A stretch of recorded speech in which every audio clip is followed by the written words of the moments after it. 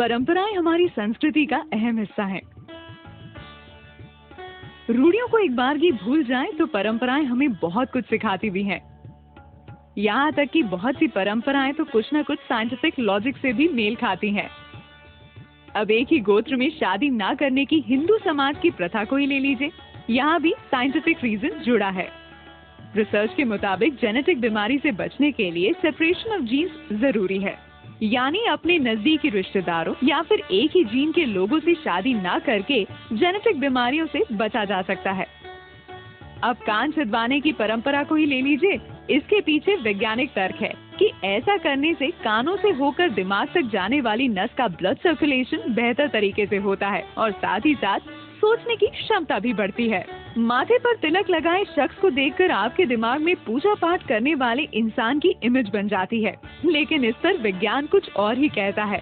दोनों आँखों के बीच आज्ञा चक्र होता है, जहाँ तिलक लगाने से कंसंट्रेशन बढ़ता है। कहा जाता है कि तिलक लगाते समय उंगली या अंगूठे के दबाव से माथे तक जाने वाली नसों का ब्लड सर्कुलेशन भी बेहतर हो जाता है।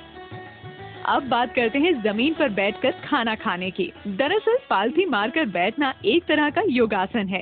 इससे मन शांत रहता है और डाइजेशन दुरुस्त बना रहता है। हाथ जोड़कर नमस्ते करने का भी वैज्ञानिक तर्क है। सभी उंगलियों के आपस में दबाव से एक्यूप्रेशर प्रोसेस होता है। इसका सीधा असर आँख, कान और दिमाग पर होता है। इस दबाव से सामने वाले व्यक्ति को लंबे समय तक याद रखा जा सकता है। फिर से बात करें खाने की। कहा जाता है कि खाने की शुरुआत तीखे से और अंत मीठे से हो। वजह यह है कि तीखा खाने से पेट में पाचन तत्व और अम्ल एक्टिव हो जाते हैं और डाइजेशन सही तरीके से होता है। और अगर तीखे से पेट में जलन की संभावना बने तो उसे आखिर में खाया मीठा दूर कर देता है।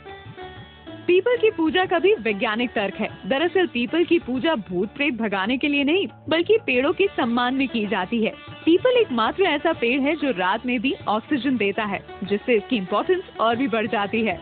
हिंदू धर्म में विवाहित महिला सिंदूर तो लगाती है, लेकिन शायद इसके पीछे की वैज्ञानिक वजह जानती है। दरअसल सिंदूर में हल्दी, चूना और मर्करी होता है।